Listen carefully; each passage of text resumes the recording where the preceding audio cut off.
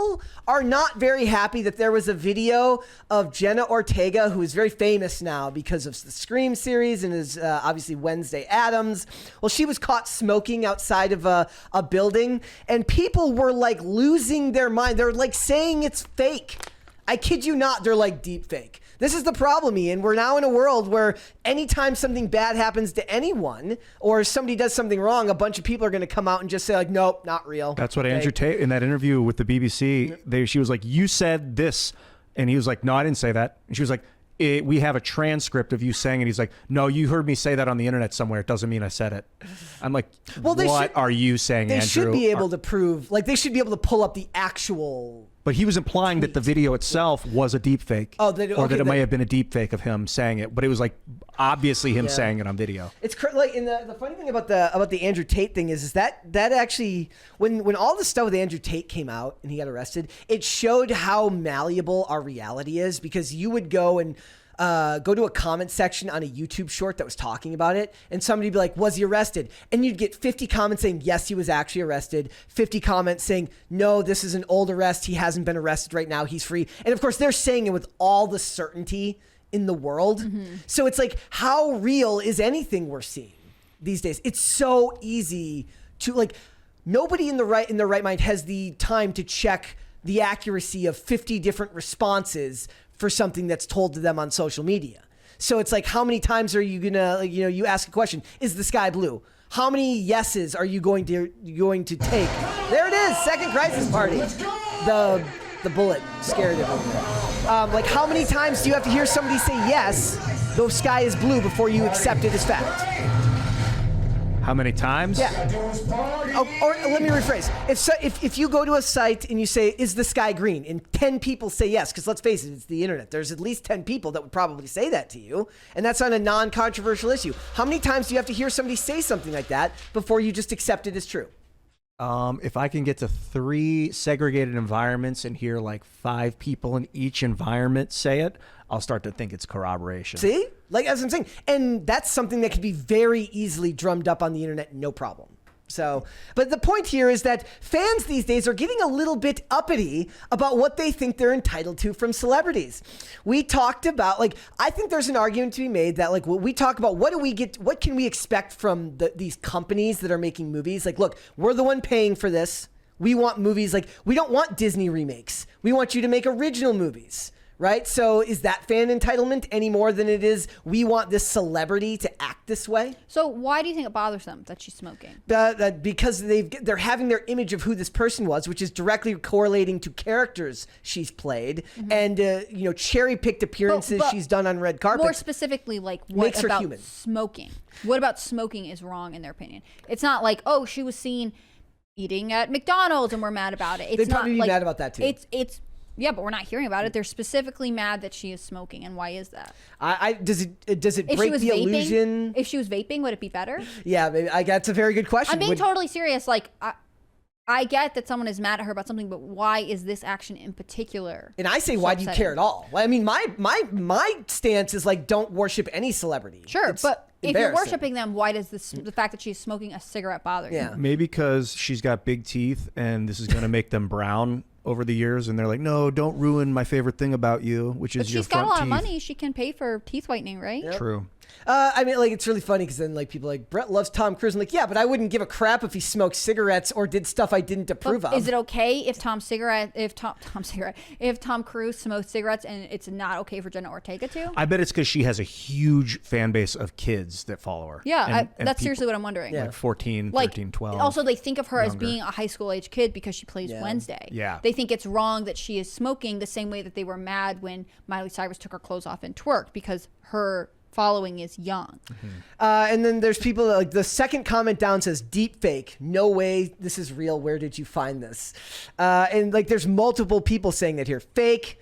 It's not fake. Like, they're actually having this argument back and forth. Reality is becoming malleable. Like I said, I don't know if these people mean it or not, but I guarantee you there's people that are reading these comments that are wondering, that are believing that these people actually think it's fake. Someone should take that photo and actually make a deep fake of her, like, again, eating from McDonald's or Chick-fil-A or stuff like that. See if like other people get upset about basically the same thing. And then there's people that are more rational who are saying, what do you care if she smokes? Who cares? Like, why do you care about this? But we're seeing this type of weird, we've come to an age now where celebrity worship feels like it's at an all-time high, except for it's not just celebrities, it's influencer worship. Yeah, I was gonna say, I don't think celebrity, I don't feel influencer it's worship. influencer worship, and that can extend all kinds of people. I know all sorts of people who would be like, no, I don't care about Hollywood at all, but they do have a blogger that they follow very intensely. I want her to be smoking a joint. That's what this is. Would that one be okay? She's smoking weed. Would people be like, yeah, let's go Jenna Yeah. Ortega if she was smoking It's a like spliff. a joint? Yeah, it's a spliff. We got a That's my $20. guess. We got a $20 super chat from Deuce Boogaloo. He says most movie critics go into a film with a pen and notepad and write down things they notice in their review. Even Critical Drinker and Gary from Nerdrotic do it. Yes. Yeah, I did that when I only did one movie review, but I was doing it when we were at Top Gun Maverick. I've done it for a couple of the movies that we've reviewed here, but I rely so heavily on, the idea that, it's not, at the end of the day, it's not what a person says to you that you'll remember. It's how they made you feel. Yeah. That's a lot of my approach to movies. Like, how I leave a theater feeling is a huge gauge as to what my rating for that film is going to be. Do you find the temperature of the theater affects? Yeah, and I can never get it right. Like I always I bring a hoodie just in case. That never seems to be relevant anymore. I think the place that I go has seat warmers, though I've never incorporated them if necessary. But it's like you do have to take a certain amount of notes, and certainly when I review things that are like Netflix movies or things at home where I take pages of notes when we're reviewing things that are television shows and stuff like that, because I can do that without bothering people. At the theater, I'm doing it with my phone, and I have to like cover my phone, so I'm not, we sit way in the back anyways, but you try to not distract anyone while you're doing that. In regards to like knowledge altering the way you feel about something, like knowing that thing's poisonous is going to make you feel a little different when you see one of them, kind of, for instance. Like a cigarette. If you're Jenna Ortega, maybe people are just mad because they know cigarettes are bad for you, and they're like, we want to watch you act for the next 50 years. Don't do that. Do you feel like your knowledge of cinema alters the way you feel about movies? Honestly, no. I like what I like about it. What I like about the medium of film and television is that when it's done right, it can completely remove you from your environment and your knowledge and immerse you in a story. So if it's just an okay story, then yes, I'm focusing on shot composition, lenses, how is this shot? What type of lens did they use? What type of camera work is being done here? That stuff is the stuff that I think about when it's only mildly engaging. When a movie really catches you and gets you emotionally invested in what you're watching, that stuff fades into the background and the story becomes all there is. Really? And that's what all movies should be, in my opinion. Really? Like, for me, I feel like some of that stuff factors into why I feel emotionally attached to movies. Yeah. Well, I mean, when it's done, like if they're doing their job well, if they've composed the shot right, if the script is good, if the sound design is fantastic, if all of these things come together, and it is why I always talk about the actual art of making a good movie is a miracle almost each and every time it's done. When you think about how much work goes into making a movie, all of the people who are in it, all the people involved of varying levels of competency and status, all of the decisions that have to be made, the money that has to be forked out, the director, all the people that go into making those choices, it's a miracle that good stories get told on that scale. So when it does happen, yes, I will forgive the odd bad moment. But then there's also examples where something can be so bad it ruins it for you. When we went to the Batman, I thought I was like, okay, it's too long. It lost me from the beginning. 2 hours and 55 minutes. I'm like, I have to be here for 3 hours. I don't want to do this. I thought the film, the noir style of the film was off-putting. It didn't work for me for this particular Batman film. I had grown used to what we had gotten in the last two iterations, which were Nolan, which made more of a crime noir, but still set in modern day, or at least timeless. And then Ben Affleck's Batman, which was very comic book oriented. So in thus less, more campy in design, even if the story was more serious. What I'm looking at now was drab for the sake of drab, but I gave it a shot. And I watched the movie and it was fine. And I was like, I don't really like it, but whatever. But then when we got to the one line where Catwoman uses the term white privilege in a movie that has no other dialogue like that, it ruined it for me. It took me out of the film completely and destroyed any possibility I have of giving the movie an average rating.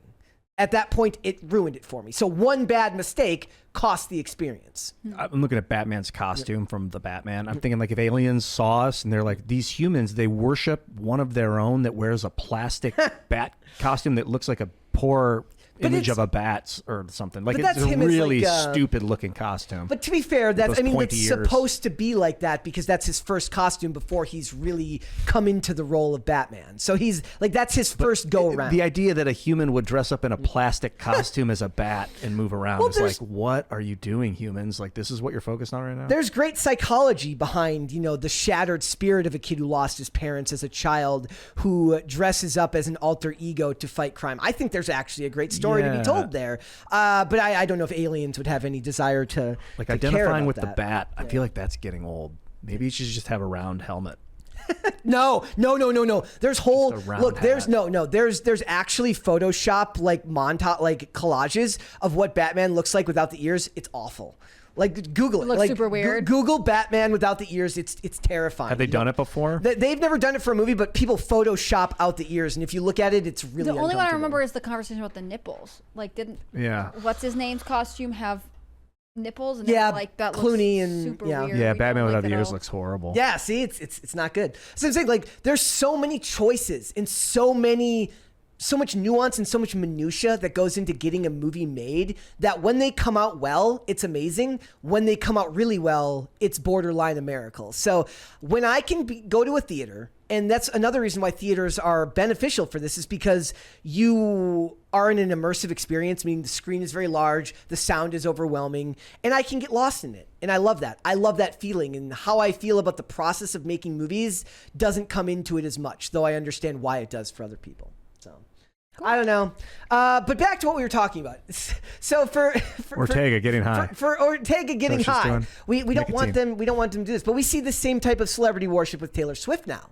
Like, I really do feel like she's ascending to a higher level of being. People are wearing diapers to her shows so that they don't have to miss any of the songs. I know. That's insane. This is when you let Hollywood curate what the world thinks of you, then when you are your real self, there's this backlash. This is part of why being who you really are on the internet is so much more valuable than getting famous for being a character on a TV show, in my opinion. I agree. Like, it's really funny too, because I don't know how to not be who I am. Like, I'm not creative enough to try and put on a persona of any. It's so stressful. It's constant, all day, 24/7. You're worried about that thing getting outed. Yeah. It's so annoying. I'm sure Jenna feels the same way. Yeah. Well, I mean, it's not even her fault, right? Like, all she can do is be who she's not. Right now, she's being herself right now, and people don't want to see her. They want to see Wednesday. And they feel a certain ownership of her, which isn't fair at all. They did it with the Beatles when they were doing acid. They were like, this is going to make all the kids do acid. And Paul McCartney was like, you're the one that's putting us doing acid on TV. So you're the one that's responsible for proliferating We're being ourselves, this message. and you're choosing to broadcast it. Yeah. I mean, actually, that's an interesting discussion because, like, there's a lot of talk about, like, what musicians, like, how musicians represent a culture. Like, we've talked about how in Japan or with K-pop artists, and a lot of them, they're representative of the culture and they're produced by their country in a lot of ways as an export to the rest of the world to show the best aspects of their culture. We don't take that approach with our artists here. No. Our artists are allowed to be free and be who they want to be, but unfortunately, what's promoted by the industry isn't always the best example of what we should be showing the world. Yeah, right? I think that's true.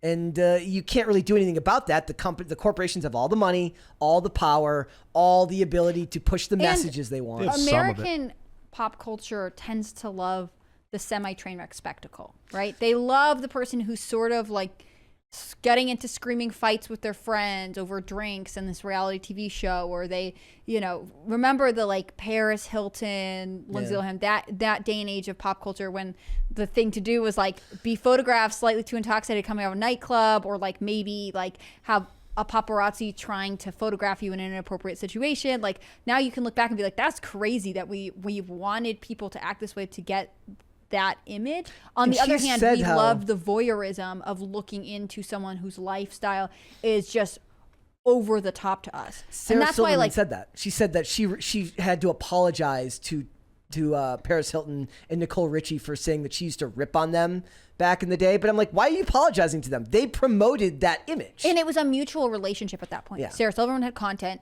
and you were talking about them. Yeah. And that helped this pre-social media influencer. It's what's going on right now with all of the hate. Like, the reason why they do the race swaps that they know people are going to get mad at is because they know that we, the suckers, take the bait, we talk about it, and they get free promotion from it. The only difference is, I would argue that back in the day, there was more of a mutually beneficial relationship for the Paris Hiltons. Like, she gained more than I feel like the studios gained from us talking about their stuff. Because when people would watch people like Paris Hilton go through these breakdowns, they would read the TMZ articles, but then they're also buying her book.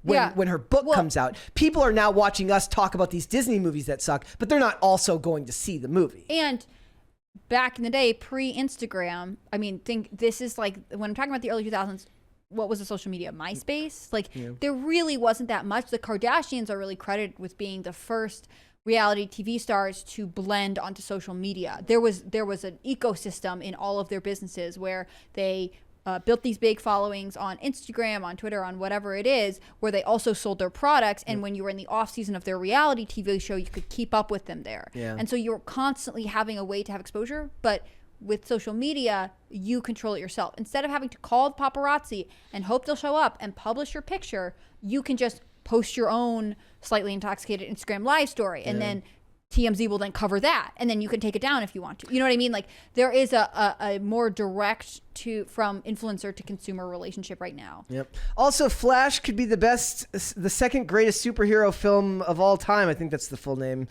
Says, Brett, you completely misinterpreted what Catwoman said to Batman. It is not about the interpretation. It's about the actual word that was used. The rest of the language in that film did not have a bunch, at least from what I remember in the film, there wasn't a bunch of current year lingo, which took me out of the story experience. It's not about how I interpret what she said.